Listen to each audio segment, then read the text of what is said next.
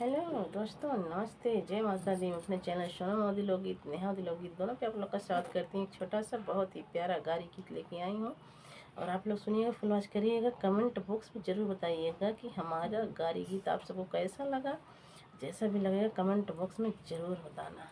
तो चलिए मैं सुनाती हूँ, आप लोग सुनिए।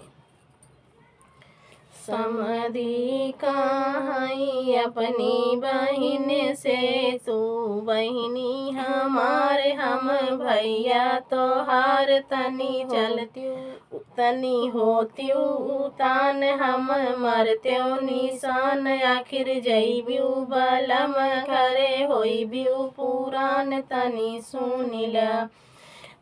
सुनिला तू बहिनी हमारे हम भैया तोहार तनी सुनिला तू बहिनी हमारे हम भैया तोहार तनी सुनिला। दुल्हे कहाई अपनी बहिन से, तू बहिनी हमारे हम भैया तोहार तनी होत्यू तान हम मरत्यो निशान। आखिर जइबू सजन घरे होइब्यू पुरान तनी सुनिला तू बहिनी हमारे हम भैया तोहार तनी सुनिला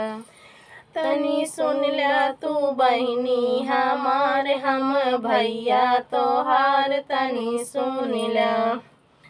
अगुआ कहाई अपनी बहिन से, बहिनी अगुआ कहाई अपनी बहिन से, तू बहिनी हमारे हम भैया तोहार तू बहिनी हमारे हम भैया तोहार तनी होत्यू तान हमें मारित निशान। आखिर जइब्यू बलम घरे होइब्यू पुरान तनी सुनिला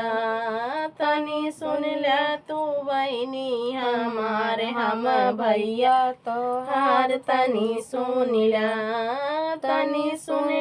तू बहिनी हमारे हम भैया तोहार तनी सुनिला। हमरे बलम कहाई अपनी बहिन से, तनी तू बहिनी हमारे हम भैया तोहार तू बहिनी हमारे हम भैया तोहार तनी सुनिला होत्यू तान हम मरत्यो निशान। आखिर जइबू बलम घरे होइब्यू पुरान तनी सुनिला तू बहिनी हमारे हम भैया तोहार तनी सुनिला तू बहिनी हमारे हम भैया तोहार तनी सुनिला।